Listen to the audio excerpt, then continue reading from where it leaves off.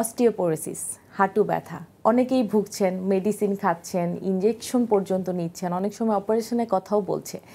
এই যে হাঁটু ব্যথা, এটার সাথে কোমর ব্যথার সম্পর্ক আছে কি? হ্যাঁ, প্রথমত আমি বলি যে অস্টিওপোরোসিস যেটা বলছেন, অস্টিওপোরোসিস সম্পর্কে দর্শকদের একটু বুঝাই দিই। অস্টিওপোরোসিস হাড়ের একটা ক্ষয় রোগ। এটা কিন্তু নর্মাল না। হাড়টা যেমন বাঁশে ঘুণ ধরে, ঠিক আমাদের হাড়ে ঘুণ ধরার কেবল আমরা অস্টিওপোরোসিস বলি। এটা একটা সাবজেক্ট যেটা খুবই ডেঞ্জারাস, যেটা বলা হয় 2050 সালের মধ্যে অস্টিওপোরোসিসটা ভয়ঙ্কর আকার ধারণ করবে, কারণ আমরা এখন সবাই ঘরে ঘরে বসে কাজ করছি, এসি রুমে কাজ করি, আমরা রোদে যাই না, ফিজিক্যাল এক্সারসাইজ করি না। সো অস্টিওপোরোসিসকে প্রিভেনশন করার জন্য এক্সারসাইজের বিকল্প কোনো ওষুধ নাই। যত আপনি মেডিসিন খান কখনোই আপনি প্রিভেনশন করতে পারেন না যতক্ষণ না আপনি এক্সারসাইজ করছেন। সো এখন থেকে আপনাদেরকে এক্সারসাইজ করতে হবে যদি অস্টিওপোরোসিসকে আমরা রোধ করতে চাই। দ্বিতীয়ত হাঁটু ব্যথার সাথে কোমর ব্যথার সম্পর্ক।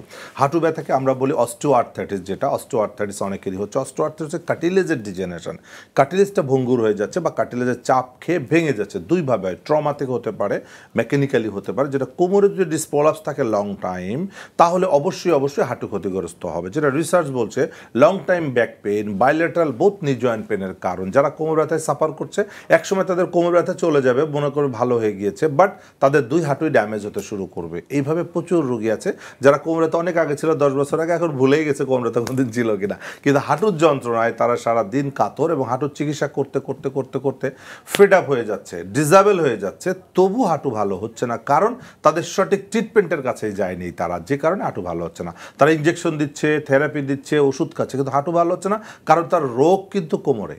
সো যতক্ষণ না কোমর সমাধান হবে ততক্ষণ হাঁটু ভালো হবে না। এটা আমরা অনেকেই হয়তো স্যার বুঝি না। স্যার আমাদের অনেকে একটা ব্যাপার লক্ষ্য করবেন যে ফ্রোজেন শোল্ডারের একটা সমস্যা দেখা যায়। এই ফ্রোজেন শোল্ডার নিয়ে অনেকেই ভুগে থাকেন, অনেক দিন যাবত ভালো হয় না। এটার কোনো সমাধান কি? অবশ্যই দেখেন, ফ্রোজেন শোল্ডারকে প্রিভেনশন করা সম্ভব, এটা অনেকেই বললে না বা বুঝে না। ফ্রোজেন শোল্ডার হওয়ার আগে প্রথমত ক্যাপসুলাইটিস হতে হবে। ক্যাপসুলাইটিস মানে শোল্ডার জয়েন্টের পেইন। আজকে আপনার দেখলেন শোল্ডার জয়েন্টে পেইন করছে, পেছনেতে একটু কষ্ট হচ্ছে, উপরেতে কষ্ট হচ্ছে, ঘুরাইতে কষ্ট হচ্ছে, আপনাকে সঙ্গে সঙ্গে ফিজিওথেরাপি করতে হবে। তাহলে আপনি 1 থেকে 7 দিন থেরাপি করবেন, ভালো হয়ে যাবে। কিন্তু অনেকে কী করে, পেইন কিলার খেয়ে পেইন কমানোর চেষ্টা করে, তখনই ক্যাপসুলাইটিস আস্তে আস্তে অ্যাডিসিভ ক্যাপসুলাইটিস মানে ফ্রোজেন শোল্ডারে রূপান্তরিত হয়। কারণ ক্যাপসুলাইটিসকে পেইন কিলার খেয়ে কোনো দিন ভালো করা সম্ভব না, পেইন কিলার খেলে সে অ্যাডিসিভ হবেই। তো যে কারণে আমরা বলি যখনই শোল্ডার জয়েন্টে ব্যথা হবে সঙ্গে সঙ্গে ফিজিওথেরাপিস্ট চিকিৎসকের কাছে যাবেন। আপনি একদিনের ফিজিওথেরাপিতে আপনি সুস্থ হয়ে যাবেন, কারণ বাকি 7 দিন বাসায় করবেন। আমার কাছে অনেক রোগী আছে ইনিশিয়াল স্টেজে, আমি একদিন থেরাপি দিই, শিখাই দিই, বাসায় গিয়ে করে, 7 দিন পর এসে বলে স্যার ভালো হয়ে গিয়েছি। কিন্তু যারা ভুল করে, ওষুধ খায়, আস্তে আস্তে হাত মুভমেন্ট বন্ধ করে, যেহেতু নাড়াচাড়া দিয়ে ব্যথা লাগে, সো মুভমেন্ট বন্ধ করে, তখন আস্তে আস্তে এটা ফ্রোজেন হয়ে যাচ্ছে এবং পরবর্তী ভালো করতে 2 মাস, 3 মাস, 6 মাস লেগে যেতে পারে।